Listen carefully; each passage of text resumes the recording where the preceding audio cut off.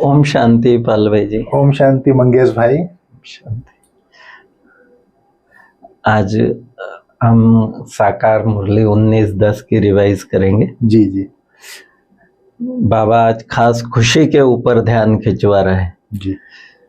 और बाबा ने आज कहा कि भाई जो प्रकृति है, ये 5 तत्व जो है या साइंस के साधन जो है, ये आपका बहुत अच्छे सर्वेंट है, ये आपके बहुत अच्छे मददगार बनेंगे। ये बातें बाबा ने बहुत, और मेन बाबा का कहने का कि याद में रहो तो किचड़ा निकलेगा। ये बाबा ज्ञान सूर्य है, तो उसको याद करो तो नेचुरली आत्मा में जो विकारों की खाद पड़ी है, कमजोरियों की, बुराइयों की जो खाद पड़ी है, वो निकलती जाएगी। तो आज का विशेष बाबा का जोर, और याद भी ऐसे नहीं, एक है भाई नियम अनुसार याद करना, लेकिन बाबा कहते जो करना है वो खुशी खुशी से करो। खुशी खुशी से याद करेंगे तो उसकी प्राप्ति कई गुना ज्यादा बढ़ जाएगी, और याद करेंगे तो खुशी और ज्यादा बढ़ जाएगी। बिल्कुल। तो इस विषय पर बाबा, और अभी मैं चाहूंगा कि आप अच्छी तरह विस्तृत रूप से साकार वाणी पे प्रकाश डालें। ओम शांति मंगेश भाई। ओम शांति। आज हम लोग 19 अक्टूबर 2024 की मुरली को रिवीजन कर रहे हैं। आज की जैसे हेडिंग है, मीठे बच्चे सदा खुशी में रहो तो याद की यात्रा सहज हो जाएगी, और याद से ही 21 जन्मों के लिए पुण्य आत्मा बन जाएंगे। तो जब ये मुरली पढ़ रहा था तो मैं बोला ये एक ही सेंटेंस में सारी मुरली आ गई। सदा खुशी में रहो तो याद की यात्रा हो जाए, सहज हो जाएगी। तो सदा खुशी कैसे रहें, मेन चीज तो इसमें 2 बातें मेरे को याद आ जाए। एक तो हमारी दादी गुलजार बोलती थी सदा खुश रहना है और खुशी बांटना है, और बाबा का भी स्लोगन है। हमारी निर्मल शांता दादी भी बोलती थी।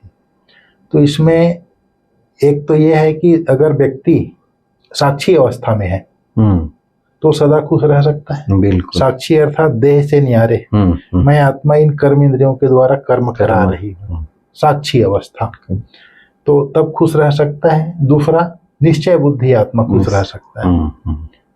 अगर स्वयं में निश्चय हो गया, बाप में निश्चय हो गया, ड्रामा में निश्चय हो गया, ये हर आत्माएं पार्ट बजा रही है, अर्थात जो ब्राह्मण संगठन है या परिवार है, सारा विश्व एक परिवार है, उसमें निश्चय हो गया, तो ये 4-5 बातों का जो निश्चय है संगम युग के समय का, इसमें अगर निश्चय है और साक्षी भाव है तो आत्मा जो है सदा खुश रह सकता है। और सदा खुश रहेगा तो याद की यात्रा सहज हो जाएगी, और याद से ही 21 जन्मों के लिए पुण्य आत्मा बन जाएंगे।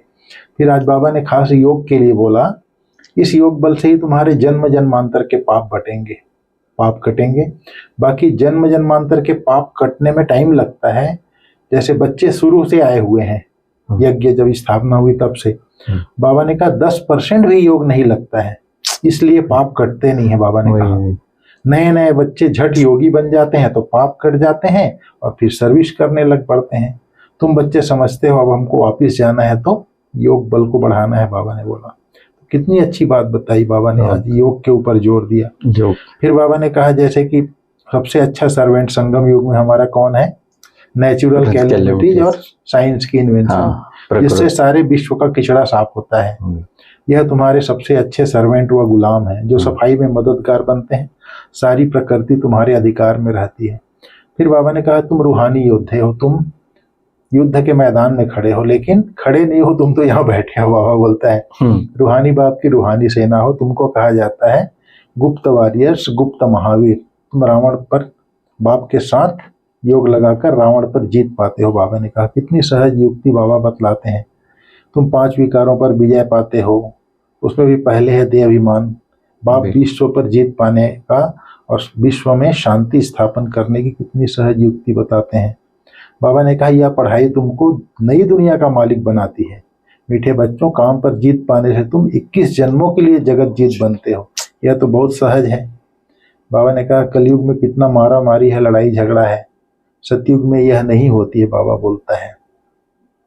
फिर बाबा ने कहा यहाँ इस पढ़ाई का एम ऑब्जेक्ट है, शिव बाबा से हमको यह बनना है, तो बच्चों को क्यों नहीं बनना चाहिए, देवी देवता बनना। हाँ।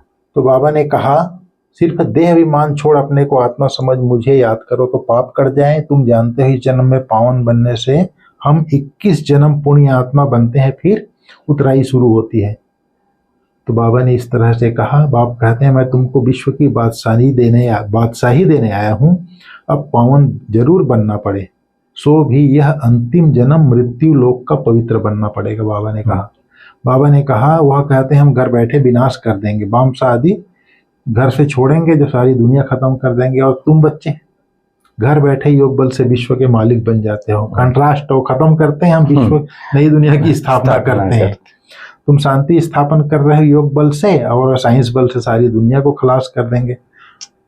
तो साइंस जो है और नेचुरल के एलिमिटीज तुम्हारे सर्वेंट है। बाबा कहता है तुम सर्विस कर रहे हो, वह पुरानी दुनिया खत्म कर देते हैं, नेचुरल कैलिमिटीज आदि सब तुम्हारे गुलाम बनते हैं। बाबा ने कहा तो बाबा ने कहा तुम सिर्फ बाप से योग लगाते हो तो तुम बच्चों के अंदर में कितनी बड़ी खुशी होनी चाहिए, ऐसे बिलवेड बाप को कितना याद करना चाहिए। बाबा ने आज कहा है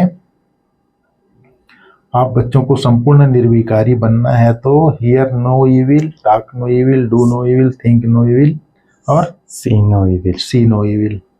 फिर बाबा ने कहा गंदी बातें भी नहीं सुननी है, मुख से बोलनी भी नहीं है। बाबा ने कहा मैं 5000 वर्ष के बाद तुम बच्चों को रव नरक से निकाल स्वर्ग में ले जाता हूँ।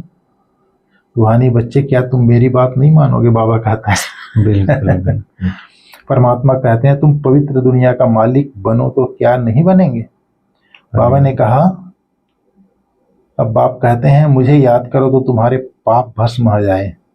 और कोई उपाय ही नहीं है दूसरा। अभी बाबा ने कहा अरे बच्चे गुलगुल फूल बन जाओ, दैवी कुल को कलंक नहीं लगाओ।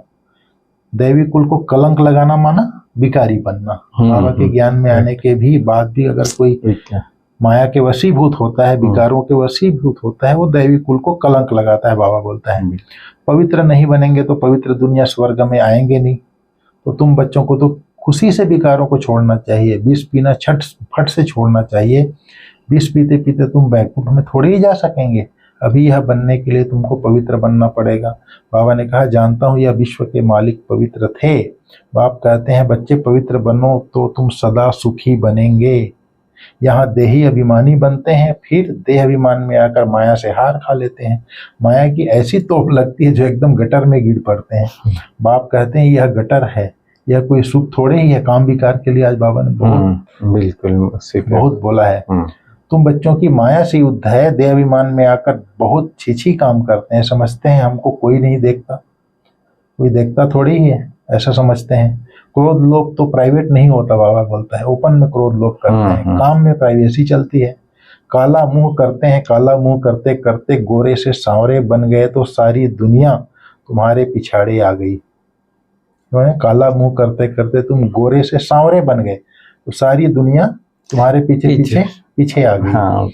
ऐसी पतित दुनिया को बदलना जरूर है। बाप कहते हैं तुमको शर्म नहीं आती है? एक जन्म के लिए पवित्र नहीं बन सकते हो? बहुत बड़ी बात है। बाबा भगवान वो आज काम महाशत्रु है। बाप बच्चों को समझाते हैं भूलो मत, हम युद्ध के मैदान में हैं, तुम्हारी युद्ध है। बाबा ने कहा तुम्हारी युद्ध है 5 विकारों से। यह ज्ञान मार्ग बिल्कुल अलग है। बाप कहते हैं मैं तुमको स्वर्ग का मालिक बनाता हूँ 21 जन्मों के लिए, फिर तुमको नरकवासी रावण बनाते हैं। बाबा ने कहा मैं तुम सब बच्चों को काल के पंजे से छुड़ाने आया हूँ। सतयुग में काल आता नहीं, उनको अमर लोक कहा जाता है। अभी तुम श्रीमत पर अमर लोक सतयुग के मालिक बन रहे हो।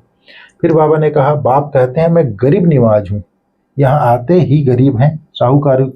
साहूकारों की तो तकदीर में नहीं है, धन के नशे में ही मगरूर रहते हैं, घमंड में रहते हैं। यह सब खत्म हो जाने वाला है। बाबा ने कहा भी तुम समझते हो हम 5 विकारों से युद्ध कर रहे हैं, इन पर जीत पाकर संपूर्ण निर्विकारी निर्विकारी दुनिया के मालिक बन जाएंगे। उठते बैठते बाप को याद करना है, दैवी गुण धारण करना है।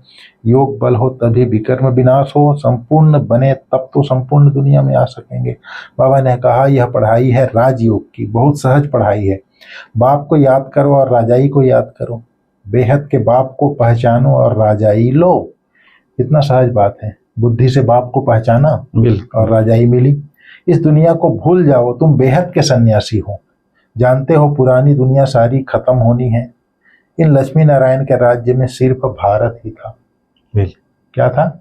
सिर्फ भारत। इसलिए तो भारत था, अखंड अविनाशी खंड गाया जाता है। हाँ, फिर बाबा ने कहा है अनेक आत्माओं के कल्याण की सर्विस कर बाप का शो करना है, देह अभिमान के बस कोई छीछी काम नहीं करना है, बाबा ने कहा।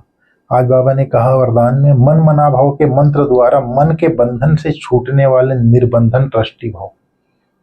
कोई भी बंधन पिंजड़ा है, पिंजड़े की मैना अब निर्बंधन उड़ता पंछी बन गई। हम लोग तुम्हें कल अव्यक्त बाप दादा की मुरली में ज्ञान का खजाना से बंधन मुक्त बन गए बोला ना, जो खजाने के बारे में बताया उसमें भी बोला बाबा ने, ज्ञान का खजाना। कोई भी बंधन पिंजड़ा है, पिंजड़े की मैना अब निर्बंधन उड़ता पंछी बन गई। अगर कोई तन का भी बंधन है तो मन उड़ता पंछी है, क्योंकि मन मनाभाव होने से मन के बंधन छूट जाते हैं। प्रवृत्ति को संभालने का भी बंधन नहीं, ट्रस्टी होकर संभालने वाले सदा निर्बंधन रहते हैं। गृहस्थी माना बोझ, बोझ वाला कभी उड़ नहीं सकता, लेकिन ट्रस्टी है तो निर्बंधन है। और उड़ती कला से सेकंड में स्वीट होम पहुंच सकते हैं। इसमें दो बातें हैं, एक तो मन मनाभाव, मन मनाभाव अर्थात देह सहित देह के सब संबंधों को भूल माम एकम याद करो। दूसरा ट्रस्टी, ट्रस्टी अर्थात निमित्त। निमित्त, अगर मैं निमित्त समझता हूँ, करावनहार बाबा है, मैं निमित्त हूँ, तो आदमी ऑटोमेटिक हल्का हो जाएगा, निर्बंधन बन जाएगा। फिर आज का स्लोगन है, उदासी को अपना दासी बना दो, तो उसे चेहरे पर ना आने दो। तो उदासी को अपना दासी बना दो। उदासी उबासी अभी 2 दिन पहले की मुरली में था ना, उबासी करते रहते हैं, मन थका हुआ है, बिल्कुल, तो उबासी आती है, उबासी से उदासी आती है। तो बाबा ने एक बार कहा है, जो माया के दास है वो उदास रहता। हाँ, जो माया के दास है, बिल्कुल, जो माया जिनके वशीभूत है, माया जिनका मालिक है, 5 विकार से जो दबे हुए हैं, माया के दास हैं, वो उदास रहते हैं। इसलिए बाबा ने कहा उदासी को अपना दासी बना दो, अर्थात माया को दासी बना दो, उसे चेहरे पर ना आने दो, अर्थात मालिक बनो। कहने का भाव बाबा का ये है, स्वराज्य अधिकारी बनो, माया के गुलाम नहीं बनो, माया के दासी नहीं बनो। उदासी को अपना दासी बना दो, उसे चेहरे पर ना आने दो। ठीक है मंगेश भाई, ओम शांति, ओम शांति।